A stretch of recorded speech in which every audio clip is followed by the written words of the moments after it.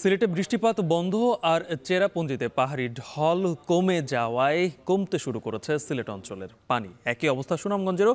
আমরা দুই জেলারই খবর জানতে চাই, আমাদের দুই সহকর্মী আমাদের সঙ্গে যুক্ত হবেন।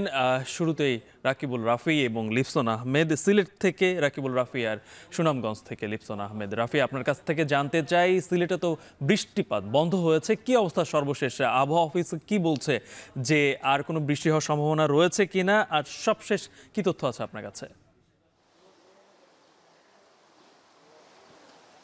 গালিব, বৃষ্টিপাত অনেকটাই কমে গিয়েছে গতকাল থেকে এবং এর আগের দিনও কিন্তু অনেকটা কমে গিয়েছে দুপুর থেকে।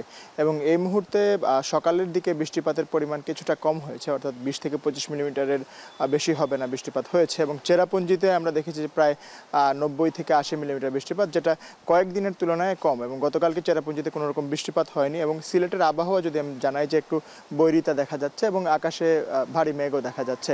এবং আবহাওয়ার পূর্বাভাস যেরকম পূর্বাভাস দিয়েছিল যে 24 ঘন্টা অথবা 48 ঘন্টার মধ্যে ভারী বৃষ্টিপাত থেকে দমকা হাওয়া বা ঝড়ো হাওয়া বয়ে যেতে পারে সিলেটের উপর।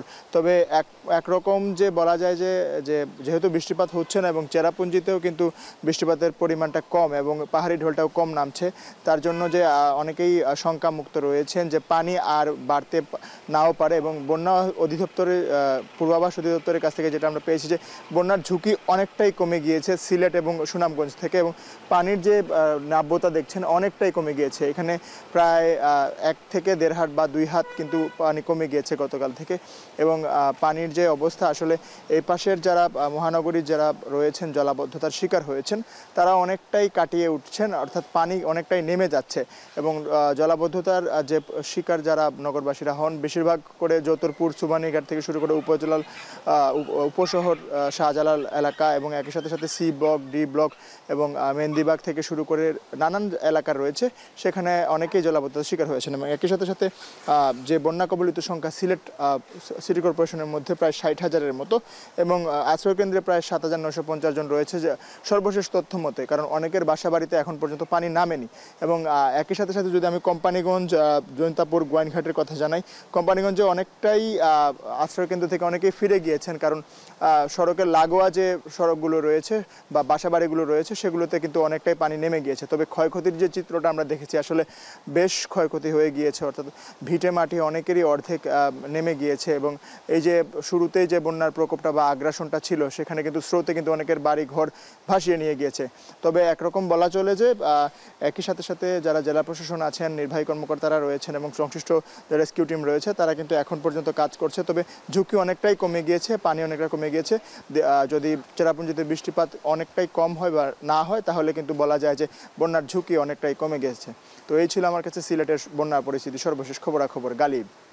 লিপসন, আপনার কাছে আসতে চাই, সিলেট থেকে তো সুখবর পেলাম, কিন্তু সুনামগঞ্জে আপনাকে আমরা দেখতে পাচ্ছি যে সেখানে বৃষ্টি হচ্ছে। কি অবস্থা সুনামগঞ্জের বন্যা পরিস্থিতি? আর বিশেষ করে হাওড় অঞ্চলের বসত ভিটা থেকে পানি কি কমেছে কিছুটা?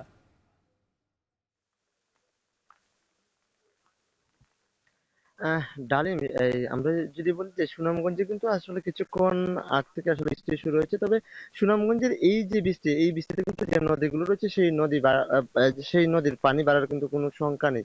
বিশেষ করে আমরা যদি বলি যে চেরাপুঞ্জিতে কোনো বৃষ্টিপাত না হয় কিন্তু ইতিমধ্যে পাহাড়ি যে ঢল, সেই ঢল কিন্তু নামছে না, যার ফলে কিন্তু সুনামগঞ্জে যে বন্যা পরিস্থিতি ছিল সেটা কিন্তু কিছুটা উন্নতি হয়েছে। বিশেষ করে যদি বলি আমরা পৌর শহরে যে সড়কগুলো ডলের পানিতে প্লাবিত হয়েছিল, সেই সড়কগুলো থেকে কিন্তু ইতিমধ্যে পানি নেমেছে, যার ফলে কিন্তু কিছুটা স্বস্তি পেয়েছেন এই পৌরবাসী। তবে হাওড় অঞ্চলের কথা যদি বলি, যেহেতু সুনামগঞ্জ হাওড় এলাকা, সেই ক্ষেত্রে কিন্তু এখানে যে পরিমাণে ঘরবাড়ি প্লাবিত হচ্ছে, সেখান থেকে পানি নামতে কিছুটা সময় লাগবে, অর্থাৎ আরো 2 থেকে 3 দিন লাগবে এই হাওড়ের যে এলাকাগুলো রয়েছে, নিম্নাঞ্চলগুলো রয়েছে, সেখান থেকে পানি নামতে। তবে দুর্ভোগ কিন্তু এখনো রয়েছে। আমরা কিন্তু বেশ কয়েকটি উপজেলা কিংবা নিম্নাঞ্চল ঘুরে দেখেছি, এখনো কিন্তু মানুষের যে বসতভিটা রয়েছে, সেই বসতভিটা কিন্তু পানি রয়েছে, যার ফলে কিন্তু সেখানকার মানুষরা এখন আশ্রয় কেন্দ্রেই রয়েছেন। সেই সাথে যদি বলি, আশ্রয় কেন্দ্র কিন্তু ইতিমধ্যে বিশুদ্ধ যে পানি, আমরা গতকালকেও বলেছিলাম, আজকেও বলেছি, সুনামগঞ্জের প্রায় 7টি উপজেলা কিন্তু ইতিমধ্যে বন্যা পানিতে আসলে প্লাবিত হয়েছে। সেই ক্ষেত্রে প্রায় 25,000-এরও বেশি মানুষ কিন্তু ইতিমধ্যে 515টি যে আশ্রয় কেন্দ্র রয়েছে, সেই আশ্রয় কেন্দ্রে কিন্তু আশ্রয় নিয়েছে, যার ফলে তারা কিন্তু ইতিমধ্যে যেটি অভিযোগ করছেন যে শুকনো খাবারের একটি অভিযোগ রয়েছে, যে পর্যাপ্ত পরিমাণে শুকনো খাবার তারা পাচ্ছেন না, সেক্ষেত্রে বিশুদ্ধ পানি যে ট্যাবলেট সেটা তারা পাচ্ছেন না। যার ফলে প্রতিনিয়ত কিন্তু তাদেরকে এই ভোগান্তি পোহাতে হচ্ছে। সেই সাথে যদি বলি, যেহেতু পানি উন্নয়ন বোর্ড বলছে ইতিমধ্যে কিন্তু সুনামগঞ্জের যে সুরমা নদী রয়েছে ১৬ পয়েন্টে ইতিমধ্যে কিন্তু পানির বিপদ সীমার ১০ সেন্টিমিটার নিচ দিয়ে প্রবাহিত হয়। অর্থাৎ যেহেতু নদীর পানি বিপদ সীমার নিচ দিয়ে প্রবাহিত হচ্ছে, সেই ক্ষেত্রে কিন্তু সুনামগঞ্জের যে বন্যার ঝুঁকিটা ছিল কিংবা পানি বৃদ্ধি ছিল সেটা কিন্তু আসলে এখন আর নেই। পাশাপাশি যেহেতু বন্যা কবলিত যে অঞ্চল, বিশেষ করে এই যে বন্যার জলাবাজার চাপক, এই এলাকাগুলো কিন্তু বেশি ক্ষতিগ্রস্ত হয়েছে। যেগুলো পানি নামলে পরে প্রশাসন থেকে কিন্তু এই ক্ষতির পরিমাণ নির্ধারণ করা হবে। থেকে কিন্তু এই ক্ষতির পরিমাণ নির্ধারণ করা হবে, যে ফলে কিন্তু এই যে অঞ্চলের যে মানুষরা তারা কিন্তু আমরা কিন্তু বন্যার্ত যে ভোগান্তিতে পড়া মানুষদের সাথে কথা বলেছিলাম, তারা যেটি বলছেন তাদের যে সাজানো গুছানো যে সংসার ছিল সেটা কিন্তু ইতিমধ্যে জলের পানিতে ভেসে গেছে, অনেকে আসবাবপত্র কিংবা যে ঘর বাড়ি ভেঙে গেছে, যার ফলে কিন্তু তারা আসলে আশ্রয় কেন্দ্র থেকে বাড়ি ফিরে আসলে কি করবেন সেটা নিয়ে তারা দুশ্চিন্তার মধ্যে পড়েছেন। তবে প্রশাসনের পক্ষ থেকে ইতিমধ্যে সব ধরনের আশ্বাস দেওয়া হচ্ছে। সেই সাথে কিন্তু তারা বন্যার্ত মানুষের জন্য প্রতিনিয়তই যেটি বলছেন যে খাদ্য সহায়তা এখন দেওয়া হচ্ছে, পরবর্তীতে আসলে তাদেরকে অন্যান্য যে শরীর সেটা তারা করবেন। ডালিম।